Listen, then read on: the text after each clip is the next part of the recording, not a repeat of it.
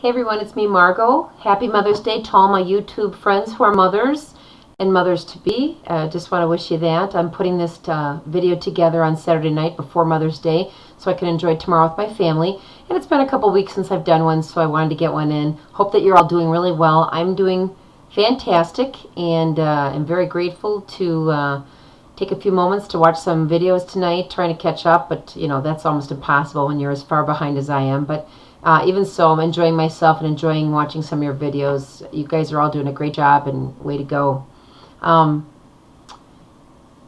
time I checked in, it was right before, I think, my 1 year, and I was just above 174. I think I was 174.8. Now I'm 174. I'm going between 174 and 175 and a half, maybe 176-ish. Fluctuating up, down a little bit, and that's okay with me. This is what maintenance is about. You're going to be hitting your goal, and then you're going to be fluctuating depending upon what you eat, the weather, hormones, whatnot, by a pound or two, and I'm okay with that. I feel like I'm saying to myself, I don't like it when I get above 175, and then I cut way back and increase my water and take it from there. But just wanted to let you know everything's going really well. Maintenance is going well. I'm enjoying it. I've been exercising only about twice a week, which is 1 or 2 times less than I feel comfortable. But that's because of work. I'm working right now about 10 to 12 hours a day. It's kind of sucking the life out of me, but I'm grateful to have a job in this economy, in this day and age. And so we'll see how long this lasts. We'll see. Time will tell.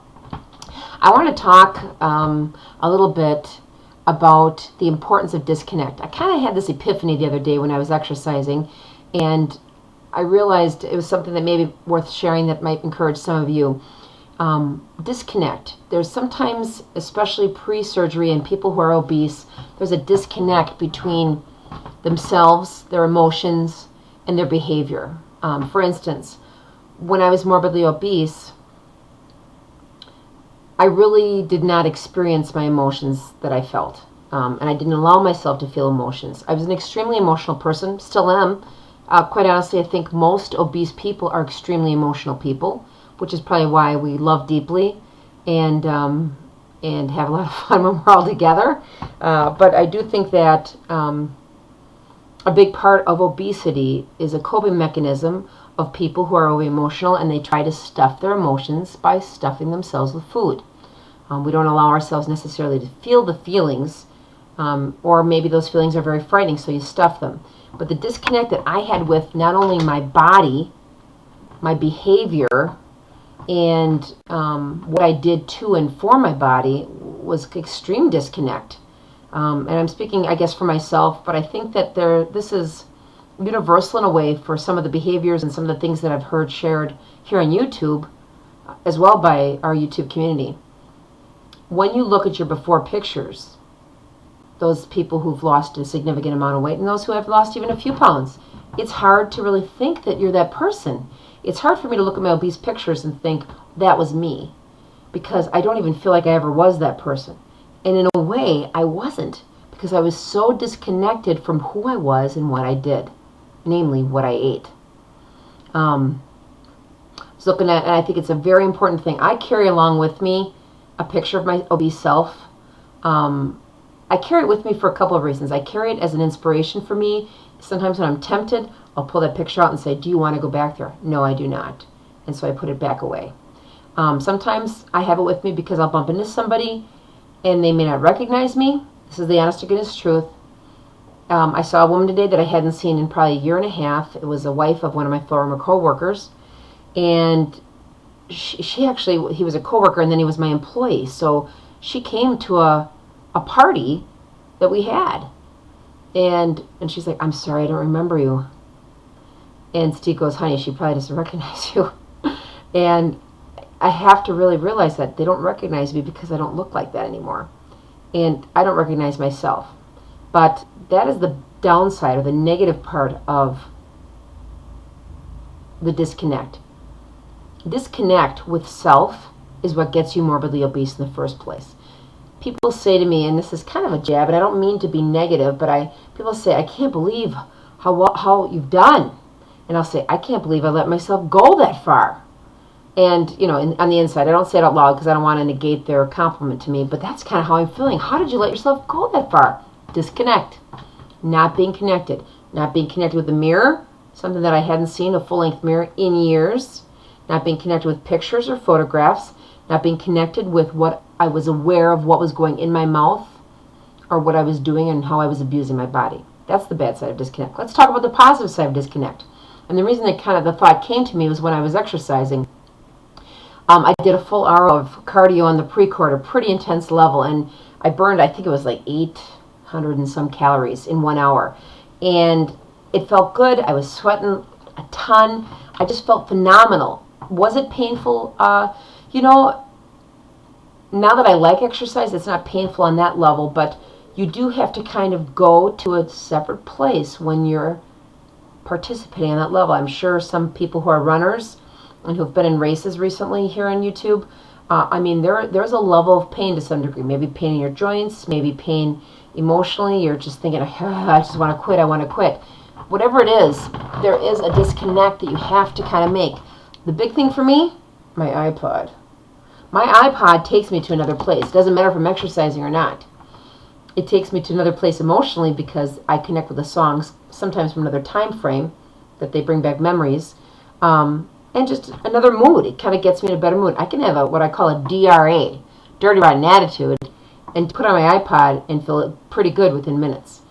Those serotonin levels probably going up, and I'm sure that's what kicks in when you have a little bit of adrenaline when you're exercising, and all those hormones balance out a little bit better. But as I was exercising the other day, I thought, all of a sudden, it was an hour later, I got off the treadmill, off the elliptical. I felt fantastic.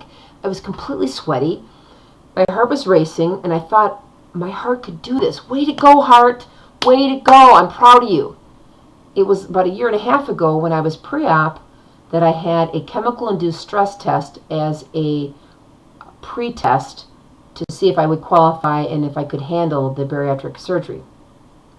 Those of you who had stress tests or chemical or physical stress tests as part of your workup as well, I think might understand what I'm talking about when they give you a chemical that makes your heart go faster, and if you feel like you're running, and then they take an ultrasound, and they did an ultrasound of my heart.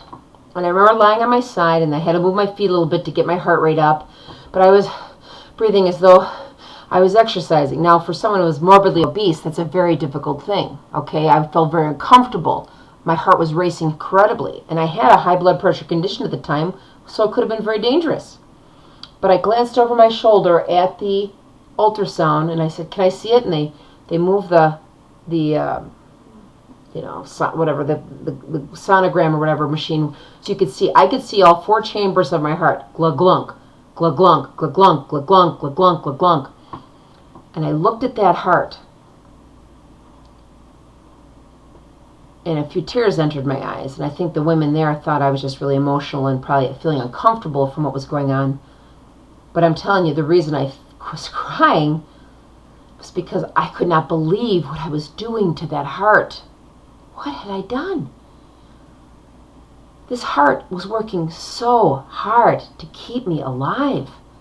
I just kept feeding crap. I kept abusing it. I kept trying to kill it. I was trying to kill my heart, kill myself in a way with my behavior. And I share these things not to get down on myself, but to encourage you, those of you especially who are pre-op.